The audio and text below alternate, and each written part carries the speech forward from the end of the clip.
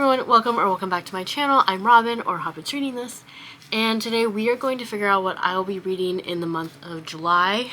I don't have any big plans, I don't have any themes. We're just doing a regular old game of TBR Pursuit. So let's get into it.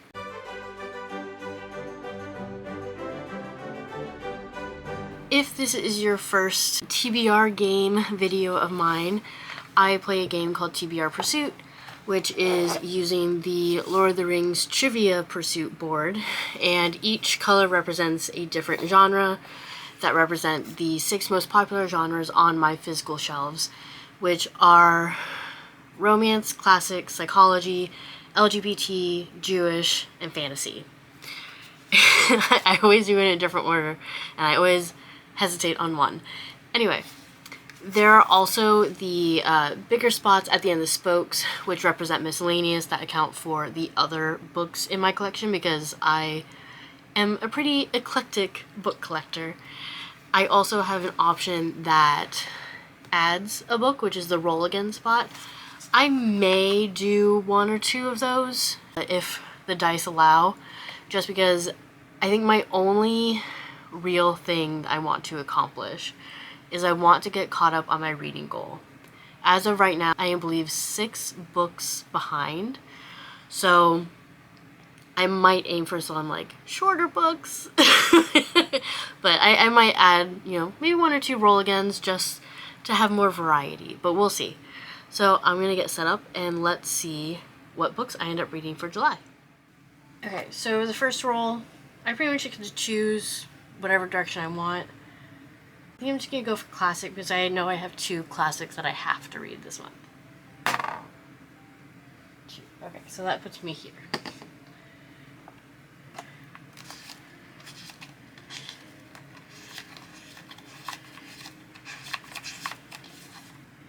Okay, awesome. A feel-good classic. Great. For a classic that is feel-good, I will be reading a Wodehouse book because I have to read 2 in July. So I will be reading Blandings, Castle, and Elsewhere, which is a collection of short stories, I believe 4 of which are set in the Blandings Castle universe, and 2 to 4 maybe Mr. Mulliner. I think they're set in Hollywood, and I think there are like 2 more. I'm just guessing. It's a Wodehouse book. I go into them blind.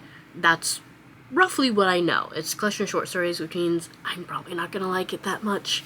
But I do like Blandings Castle, so we'll see. 4. 1, 2, 3, 4. Okay, so Miscellaneous. Let's just go ahead and do that.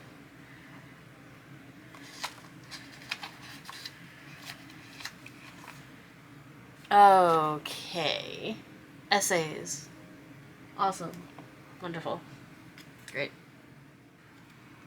For a collection of essays. I am kind of glad, although it's going to take me a really long time to read these, but I have the 7 seasons of Buffy. So this is a collection of essays about Buffy, the Vampire Slayer, the show. It's pretty much just people talking about how and why they loved Buffy. I believe it came out in 2002, so like a year or so after. Is that right? Yeah, a year or so after Buffy finished. I'm trying to look for the copyright. 2003. Yeah. So yeah, like a... Is that right? No, it was like 2002. It was somewhere around there. It came out shortly after it finished. I'm like, it doesn't actually matter. I think it'll be interesting to read this, though, just because it did come out 20 years ago. I'm pretty sure I picked this up at a Comic-Con, which would have been 2014, 2015, maybe? So I've had it for a while. I am glad I will be finally reading it. I think it may be interesting. But I'm not thrilled at having a nonfiction book already on my TBR, just because I read them so much slower. And if my goal is to get caught up on my reading goal, that is not helpful. for the third roll. Ooh. 1, 2, 3 Jewish, 1, 2, 3 LGBT. So Jewish or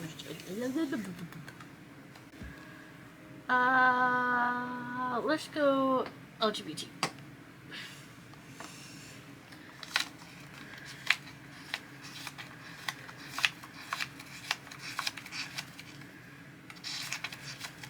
Okay. Okay, it's autumn vibes. Which, alright. An LGBT book that has autumn vibes. So, little heads up of a future video. When I was in Maine, I ended up doing a massive, like, LGBT Kindle haul of books that were free for, like, a certain day for Pride. I got, like, 25 books. And one of them, Pumpkin Patch Cutie, has autumn vibes, obviously. This is... I was going to save it more towards autumn, but, you know, this is fine. This is a story of, like, it's Omegaverse, but not, like, shifter or werewolf or anything. And so we are following Scott, who is an Omega. He really wants to be mated. He wants to be a family. But in the meantime, he's sort of just, you know, doting on his niece, and he takes her to a pumpkin patch, and she gets lost in the corn maze. So he panics and gets help from one of the workers, whose name is Dom, and he is an alpha who is waiting to sort of, like, restart his life, and he's helping out on his uncle's farm in the meantime. And there is obviously mutual attraction there. So it feels so funny to be talking about Omegaverse right now on my YouTube. But I read Omegaverse fanfiction. I think it's a fun time. And of course, I couldn't resist getting plenty of Omegaverse Kindle books. So, yeah, Pumpkin Patch Cutie is what I'll be reading for autumn vibes. 5. Okay. 1, 2, 3, 4, 5. So Jewish again. 1, 2, 3, 4, 5. Or roll again. Oh. You know what? I'm just gonna go ahead and go Jewish. 1, 2, 3. Yeah. Just because maybe I'll save the roll agains for later down the line. Oh, okay, cool. A book with a holiday. Perfect. Alright, a Jewish book with a holiday. So this is actually going to be a reread, which I don't typically do, but I have a book club meeting for the book club that I run through my temple. We have a meeting in August, at the beginning of August, and I had selected a book for, you know, to read sort of like a lead up to Rosh Hashanah. And it's called Higher by Roz Alexander. And it follows 2 butch lesbians who end up meeting and sort of helping each other out in preparation for Rosh Hashanah. And then, like, there's also other things that they tackle, especially the idea of, like, being butch for butch, which makes their dating life hard until they obviously have met each other. And I think it also brings up a lot of really good discussion about the differences of Judaism, just because, like, one of them, I think her name is Tal, she is studying to become a rabbi. The other one is a Sephardic Jew, and so it has a lot of interesting discussion points. So I'm excited to read it again. I haven't read it in, like, say I read it, like, last January, so not this past one, but the one before. So yeah, I'm excited to read it again and come up with some interesting discussion questions. The 5th roll, another 5. So that means 1, 2, 3, 4, 5. Fantasy, 1, 2, 3, 4, LGBT, or classic. Fantasy, LGBT, or classic. Let's do LGBT because my collection of queer books has recently expanded.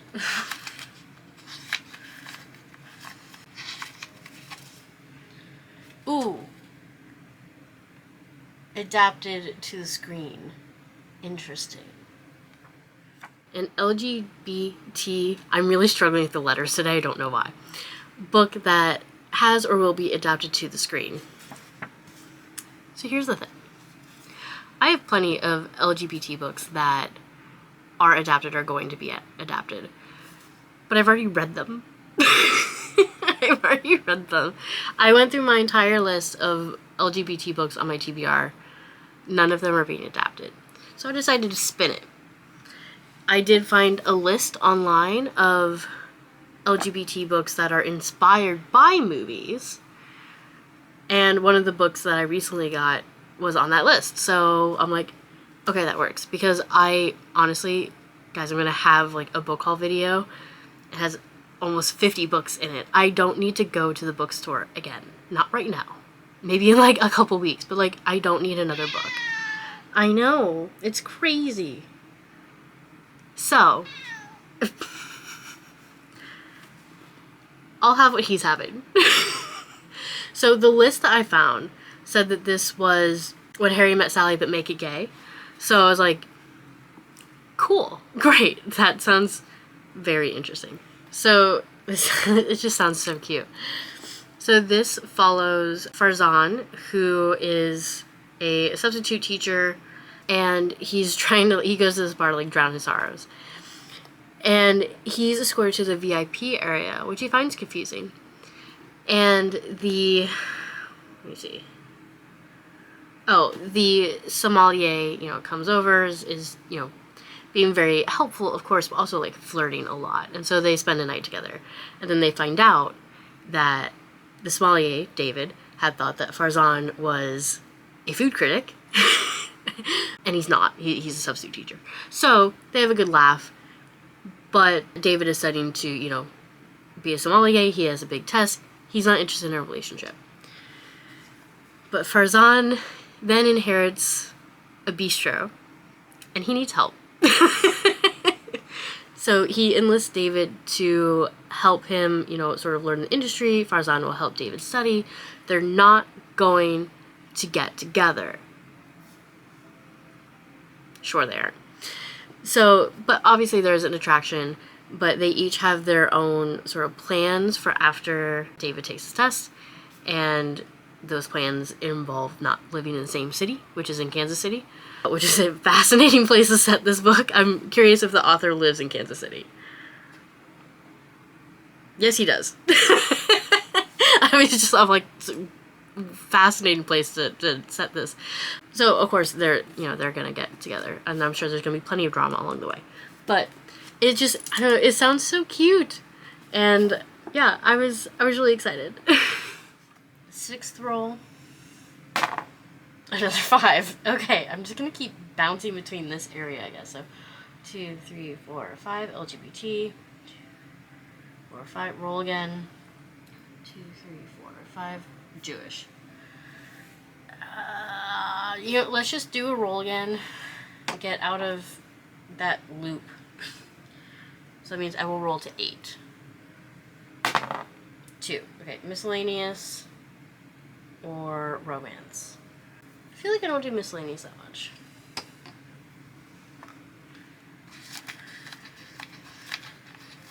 Jesus Christ. Politics. There's a reason I don't do miscellaneous that much. A book about politics. Now, people might be curious that I have any books about politics, because I don't think I've ever talked about politics on my channel at all. According to Story, I have 2.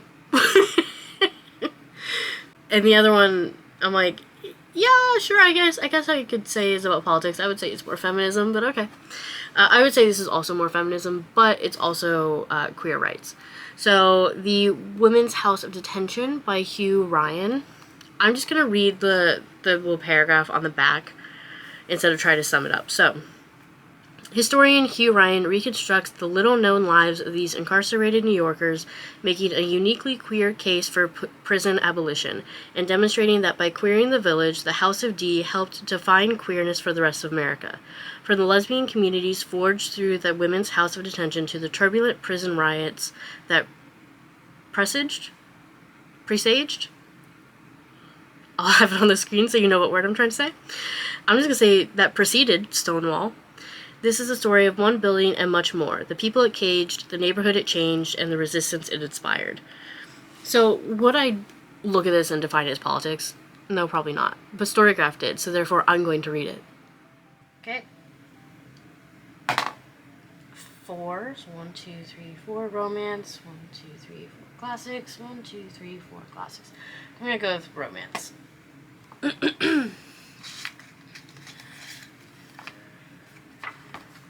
It is my highest rated romance, so that'll be fun. My highest rated romance book. This was so interesting. So I had like, I don't know, like 40 something romance books according to Storygraph. I went through every single one because it doesn't let you sort by rating still.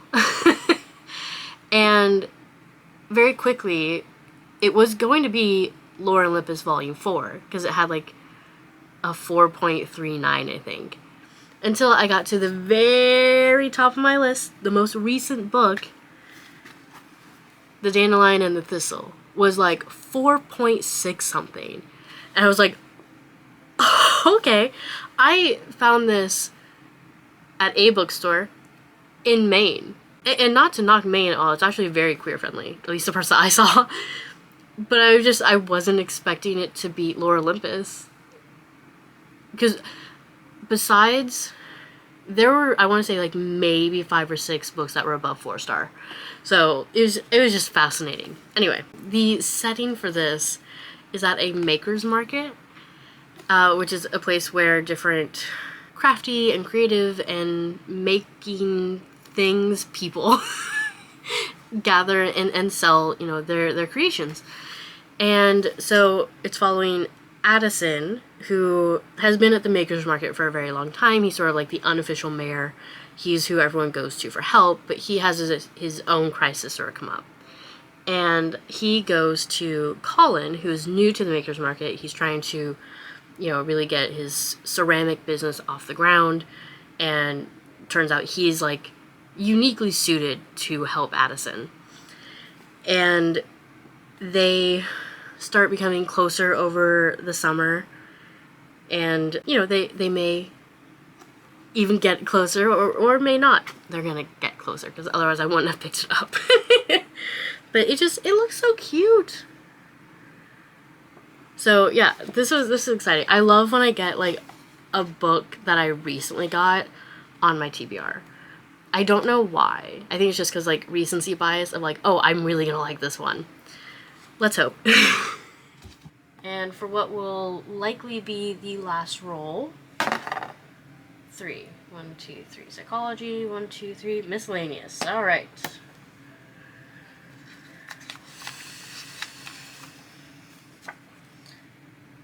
Contemporary. Easy enough? Okay, a contemporary book. I think the Storygraph needs to look at how it's defining contemporary, because there were several books from like the early 2000s and the late 90s that were marked as contemporary. And I even looked up, I'm like, okay, what's the definition of contemporary genre?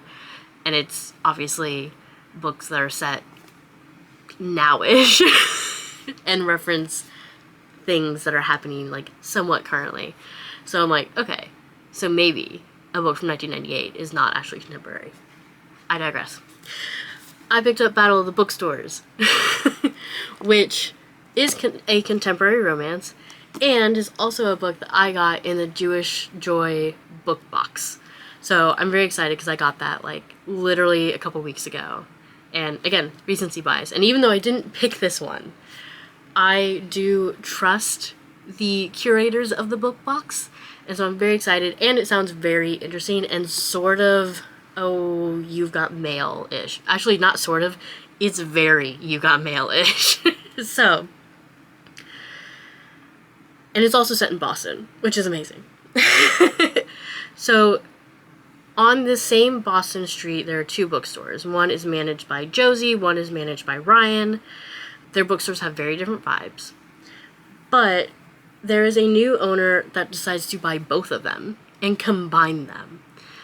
So they are now competing against each other. and they're very different.